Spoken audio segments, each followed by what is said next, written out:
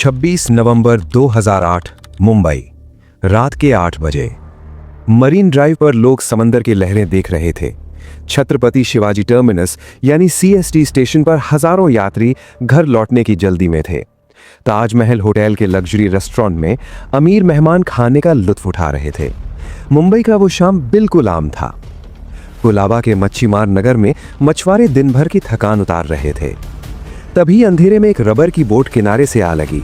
उसमें से 10 जवान लड़के उतरे, उम्र कोई 20 से 25 साल के बीच। वहां मौजूद एक मछुआरे की नजर उन पर पड़ी। कुछ अजीब लगा। इन लड़कों का पहनावा, चाल ढाल कुछ भी स्थानीय नहीं लग रहा था। उसने पूछा, कौन हो तुम लोग, कहां से आए? एक लड़के ने रुखाई से कहा, अपना काम करो, और वे चले गए। मछुआरे को शक हुआ। उसने मुंबई पुलिस को खबर दी, लेकिन पुलिस ने उस सूचना को गंभीरता से नहीं लिया। किनारे से निकलकर वे 10 लड़के 2-2 के जोड़े में बंटकर अपने अपने निशाने की तरफ रवाना हो गए। रात के 9:30 बज चुके थे। सीएसटी के मुख्य हॉल में 2 हथियारबंद युवक दाखिल हुए, अजमल कसाब और इस्माइल खान।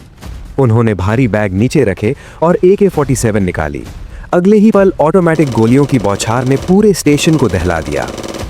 दोनों ने बिना किसी रहम के गोलियां बरसाईं। बच्चे, बुजुर्ग, औरत, मर्द सब उनके निशाने पर थे। स्टेशन का फर्श खून से लाल हो गया। लोग जान बचाने के लिए इधर उधर भागने लगे। वहां तैनात आरपीएफ और स्थानीय पुलिस के जवानों के हाथ में थीं अंग्रेजों के जमाने की .303 बोल्ट एक्शन राइफलें और लाठियां। जब तक एक जवान अपनी पुरानी राइफल में गोली चढ़ाता, तब तक AK-47 से 30 राउंड निकल चुके होते। फिर भी उन जवानों ने अपनी जान की परवाह किए बगैर मुकाबला किया। 90 मिनट में सिर्फ 2 लोगों ने मुंबई के सबसे बड़े रेलवे स्टेशन को कत्लगाह में तब्दील कर दिया। 58 लोग वहीं शहीद हो गए। उसी वक्त लियोपोल्ड कैफे में भी गोलियां और ग्रेनेड चलने लगे। खाने की मेज पर बैठे लोगों पर धमाके हुए। मुंबई पुलिस का कंट्रोल रूम अफरा तफरी में डूब गया। हर मिनट नई जगह से हमले की खबर आ रही थी। सर, सीएसटी पर फायरिंग है। सर, नेपियर रोड पर ब्लास्ट हुआ। सर, ताज होटल में हमलावर घुस गए। ताजमहल होटल और ओबेरॉय ट्राइडेंट में हमलावरों ने लोगों को बंधक बना लिया।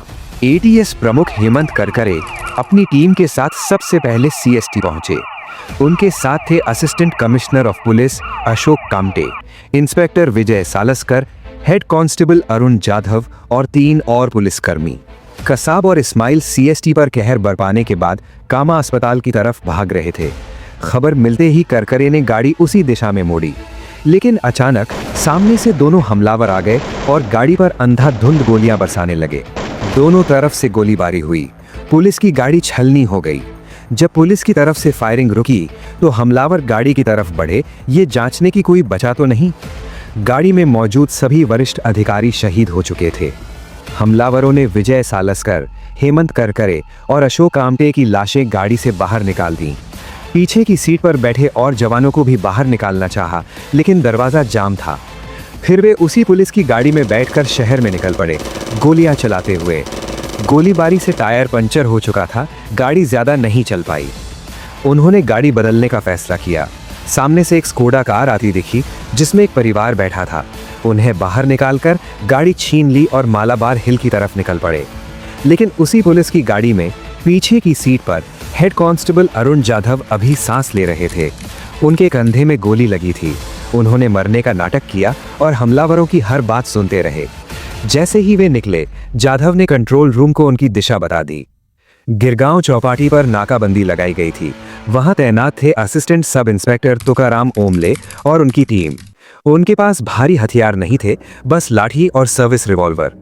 स्कोडा जैसे ही उस नाकाबंदी पर पहुंची, पुलिस ने उसे घेर लिया और गोलीबारी की। ड्राइवर सीट पर बैठा इस्माइल खान ढेर हो गया, लेकिन कसाब अभी जिंदा था। उसने मरने का ढोंग किया। जैसे ही तुकाराम ओमले उसके पास गए, कसाब ने AK-47 उठाई और पूरी मैगजीन खाली कर दी। एक के बाद एक गोलियां तुकाराम के पेट और सीने में उतर गईं, लेकिन उनकी उस कुर्बानी ने बाकी पुलिसकर्मियों को वे कुछ पल दे दिए और वे कसाब पर टूट पड़े। अजमल कसाब जिंदा पकड़ा गया। मुंबई में दहशत का माहौल था। लोग घरों में बंद टीवी से चिपके बैठे थे। लेकिन इसी दौरान मुंबई से करीब 1100 किलोमीटर दूर दिल्ली में एक और जंग चल रही थी। जब मुंबई जल रहा था, सबसे बड़ा सवाल यही था, हमारी स्पेशल फोर्स कहाँ है? नेशनल सिक्योरिटी गार्ड एनएसजी, जिन्हें ब्लैक कैट्स कहते हैं। 2008 में उनका एकमात्र बेस मानेसर हरियाणा में था। जैसे ही साफ हुआ कि ये गैंग वॉर नहीं, आतंकी हमला है, एनएसजी कमांडर ने तैयारी शुरू कर दी। 51 स्पेशल एक्शन ग्रुप, भारत की सबसे खतरनाक काउंटर टेरर यूनिट, तैयार थी। लेकिन मुसीबत ये थी कि उन्हें मुंबई ले जाने के लिए कोई समर्पित विमान नहीं था। एनएसजी उस वक्त एविएशन रिसर्च सेंटर और भारतीय वायुसेना पर निर्भर थी। उस रात किस्मत भी दुश्मन के साथ थी। IL-76 भारी परिवहन विमान जो उन्हें ले जाने वाला था, दिल्ली में नहीं, चंडीगढ़ में खड़ा था। मुंबई में हर सेकंड कोई बेगुनाह मर रहा था और यहाँ कागजों और मंजूरियों का चक्कर चल रहा था। एनएसजी प्रमुख बार बार फोन मिला रहे थे, मेरे जवान तैयार खड़े हैं, हमें अभी विमान चाहिए। लेकिन सिस्टम अपनी रफ्तार से चला। विमान दिल्ली आया, ईंधन भरा गया और जब तक वो रवाना हुआ काफी देर बीत चुकी थी। सुबह जब एनएसजी मुंबई एयरपोर्ट पर उतरी, मुसीबत वहां भी थी। उन्हें ले जाने के लिए कोई विशेष वाहन तैयार नहीं था।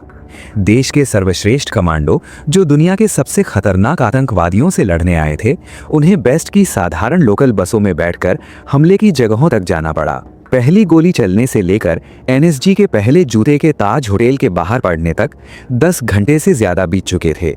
इन 10 घंटों में हमलावर बैठे नहीं रहे। उन्होंने ताज और ओबेरॉय को अपना किला बना लिया था।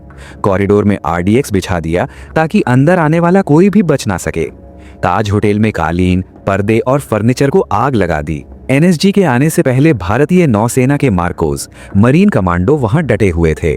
उन्होंने अपनी जानें जोखिम में डालकर 300 से ज्यादा लोगों को बाहर निकाला।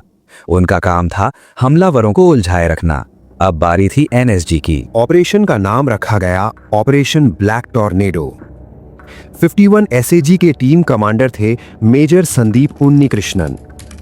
जब उनकी टीम 6वीं मंजिल पर पहुंची, अंधेरे में से अचानक गोलियां आईं। एक हमलावर ने सीढ़ियों पर कमांडो सुनील कुमार जोधा को निशाना बनाया। सुनील बुरी तरह जख्मी होकर गिर पड़े। मेजर संदीप ने आगे बढ़कर फायरिंग की और हमलावरों को जगह पर रोक दिया। सुनील को नीचे ले जाओ, कवर फायर मैं दूंगा, उन्होंने चिल्लाकर कहा। टीम ने जख्मी साथी को बाहर निकाला। मेजर संदीप अब अकेले थे। वे जानते थे अगर हमलावर ऊपरी मंजिलों पर पहुंच गए तो उन्हें ढूंढना नामुमकिन होगा और वे और लोगों की जान लेंगे। वे जानते थे कि वे मौत की तरफ बढ़ रहे हैं, फिर भी वे आगे बढ़े। एक मोड़ पर घात लगाए 4 हमलावरों ने एक साथ फायर किया। मेजर के बाजू में गोली लगी, खून बहा, लेकिन वे रुके नहीं। जब उन्हें समझ आया कि बचना अब संभव नहीं, उन्होंने रेडियो पर आखिरी संदेश भेजा, don't come up, I will handle them. वे चाहते तो पीछे हट सकते थे, लेकिन उन्हें पता था अगर टीम ऊपर आई तो वे भी उसी घात में फंसेंगे। मेजर संदीप उन्नीकृष्णन ने अपनी आखिरी सांस तक उन हमलावरों को वहीं रोके रखा और शहादत पाई। उनकी कुर्बानी ने हमलावरों को उसी जगह जकड़ दिया जिससे बाकी टीम को उन्हें घेरने का मौका मिल गया। हमलावर लिफ्ट शाफ्ट और सर्विस सीढ़ियों से अपनी जगह बदलते रहे। ओबेरॉय ट्राइडेंट में भी हालात वैसे ही थे, लेकिन थोड़े अलग। 2 हमलावरों ने 18वीं मंजिल के कमरा नंबर 1856 को अपना अड्डा बना लिया था। एयर इंडिया की 11वीं मंजिल पर स्नाइपर्स तैनात किए गए। उस कमरे की खिड़की पर कई राउंड दागे गए। एक हमलावर वहीं ढेर हो गया। थोड़ी देर बाद कमांडोज ने दूसरे को भी मार गिराया। 28 नवंबर की दोपहर 3 बजे तक ओबेरॉय से 143 बंधकों को सुरक्षित बाहर निकाल लिया गया। लेकिन असली चुनौती बाकी थी, नरीमन हाउस। ये यहूदी समुदाय का केंद्र था। कोलाबा की एक तंग घनी गली में चारों तरफ मकान ही मकान। हमलावरों ने नीचे की सीढ़ियां विस्फोट से उड़ा दी थीं ताकि कोई ऊपर ना आ सके। वे ऊपरी मंजिलों से हर रास्ते पर नजर रखे हुए थे। जमीन से हमला करना मतलब सीधे मौत को बुलावा देना था। एनएसजी ने फैसला किया, अगर जमीन से नहीं जा सकते तो आसमान से जाएंगे। 26 नवंबर की सुबह पूरी दुनिया ने टीवी पर वो दृश्य देखा जो फिल्मों में नजर आता है। एक MI-17 हेलीकॉप्टर नरीमन हाउस की छत के ऐन ऊपर मंडरा रहा था, इतने नीचे कि लग रहा था बिल्डिंग से टकरा जाएगा। रस्सियां नीचे फेंकी गईं और उन पर सड़कते हुए एनएसजी कमांडो छत पर उतरे। इस ऑपरेशन का नेतृत्व कर रहे थे हवलदार गजेंद्र सिंह बिष्ट। लेकिन इसी बीच मीडिया, टीवी चैनल कमांडोज की हर हरकत लाइव दिखा रहे थे। रिपोर्टर चिल्ला रहे थे, देखिए एनएसजी हेलीकॉप्टर से उतर रहे हैं, अब दूसरी मंजिल पर हैं। कराची में बैठा हैंडलर ये सब देख रहा था और फौरन हमलावरों को बता रहा था, छत पर ध्यान रखो, पोजीशन ले लो। जैसे ही कमांडो छत से अंदर घुसे, ग्रेनेड और गोलियों की बौछार शुरू हो गई। हवलदार गजेंद्र को कई गोलियां लगी, लेकिन वे पीछे नहीं हटे। उन्होंने अपनी जगह थामे रखी, जवाबी फायर किया और बाकी साथियों के लिए रास्ता खोला। हवलदार गजेंद्र सिंह बिष्ट देश के लिए शहीद हो गए, लेकिन उनकी कुर्बानी ने ऑपरेशन को सफल बना दिया।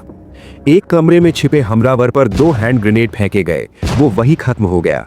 फिर सभी बंधकों को सुरक्षित बाहर निकाला गया। दूसरे हमलावर को भी ग्रेनेड की चपेट में लाया गया। नरीमन हाउस सुरक्षित हो गया, लेकिन ताज होटल में लड़ाई अभी जारी थी। मेजर संदीप के शहीद होने की खबर से एनएसजी प्रमुख जे.के. दत्त टूट गए, लेकिन उन्होंने जवानों में नया जोश भरा। कमांडोज ने होटल का कोना कोना खंगाला। एक रेस्टोरेंट से गोलियों की आवाज आई, कई ग्रेनेड फेंके गए। जब हमलावर जान बचाने के लिए सीढ़ियों की तरफ भागे, कमांडोज ने चारों को वहीं ढेर कर दिया। ताज होटल पूरी तरह सुरक्षित हो गया। 10 में से 9 हमलावर मारे जा चुके थे। एक अजमल कसाब जिंदा पकड़ा जा चुका था। इंटेलिजेंस ने उस दौरान एक कॉल इंटरसेप्ट की।